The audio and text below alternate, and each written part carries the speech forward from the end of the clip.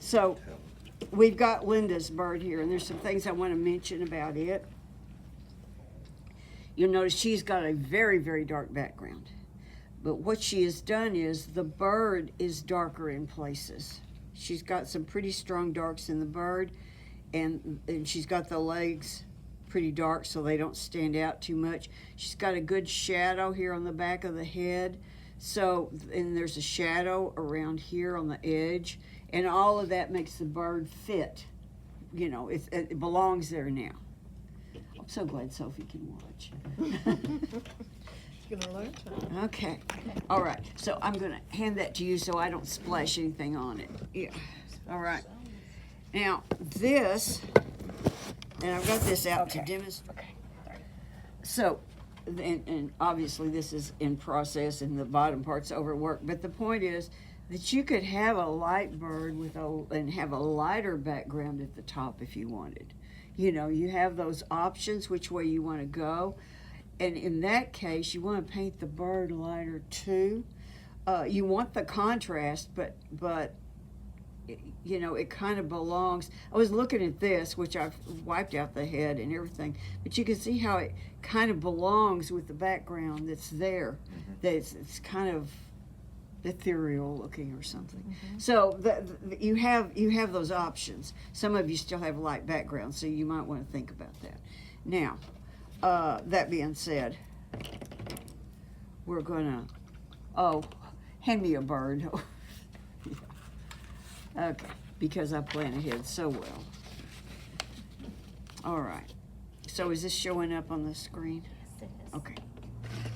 So I've got some of that Perylene green. I just think that's just great to build darks with, and even make shadow darks with. I don't know, I think I'll put a little bit of cerulean in here. Something in like that. And then I need a warm tone.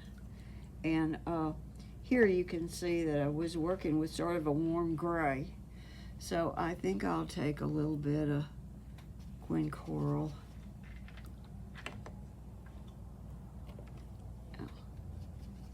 And there's already some yellow down there. Maybe I'll just pick a little bit of this Perylene.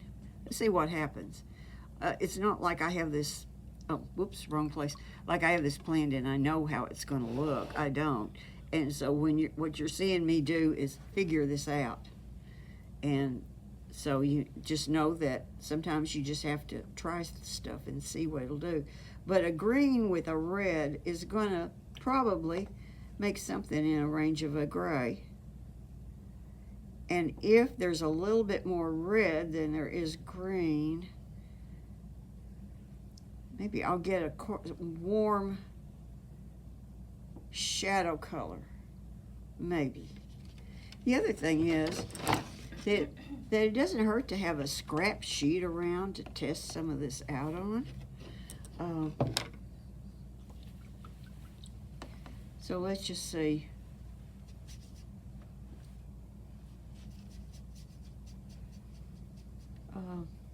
See, I've got some stuff in here. Okay, down here. And I don't have any masking on this one, I don't think. Yeah, I do. I see a little bit of masking that I've got right down here. Oh, that's my cool, and I was going to use a warm. Well, okay. So I'm getting some strokes in here, and I'm bumping up into... I don't have masking on there because my masking would be colored. For some reason, that seems to have a little resist to it. Okay, so let's just soften the edges on that. And then maybe I'll go over here and I'll pick up a little bit of this warmer color. Let's just graduate one into the other.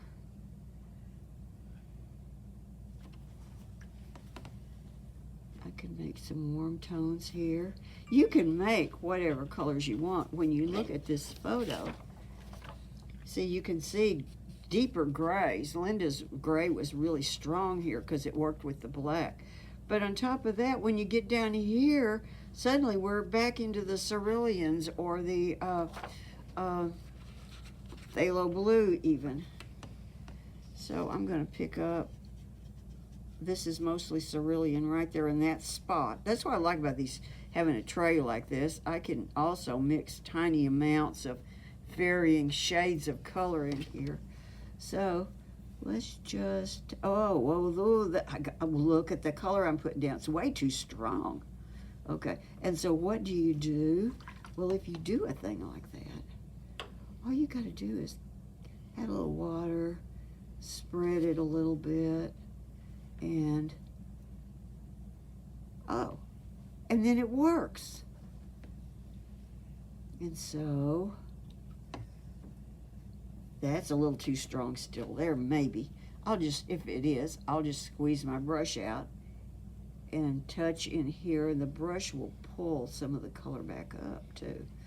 There's always that option. So let's go back to this and let's move up into here. And again, I'm being really picky with the edge that leads into the where the feathers are, and keeping my point going that way. But down here, I know that I can still play with changing that up however much I need to.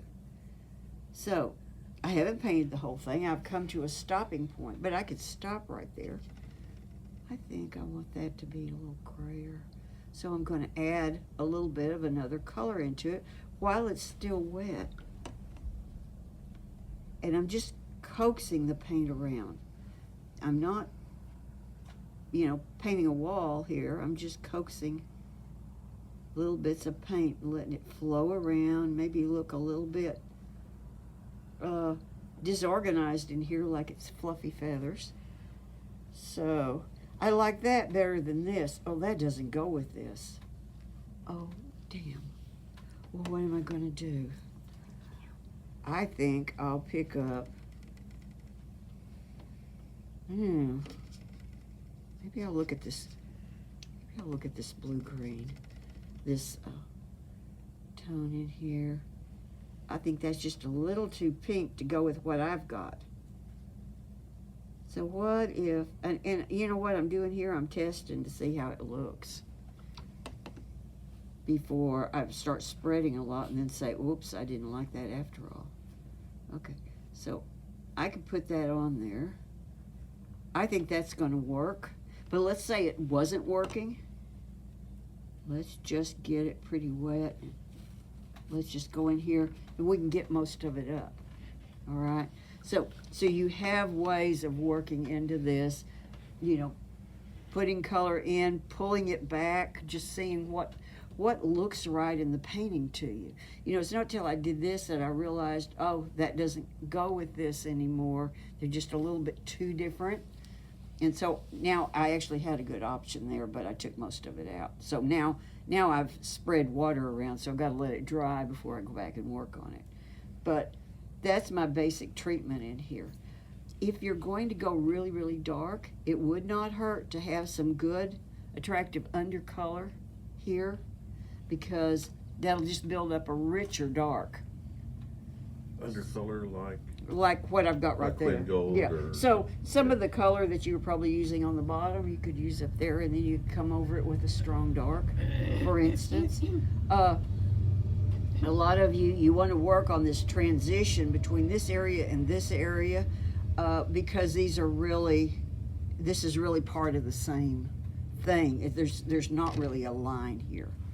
Kind of looks like it in this picture. You kind of see a little bit of a horizontal line, but we're doing something different, so that makes it more confusing. Yeah, so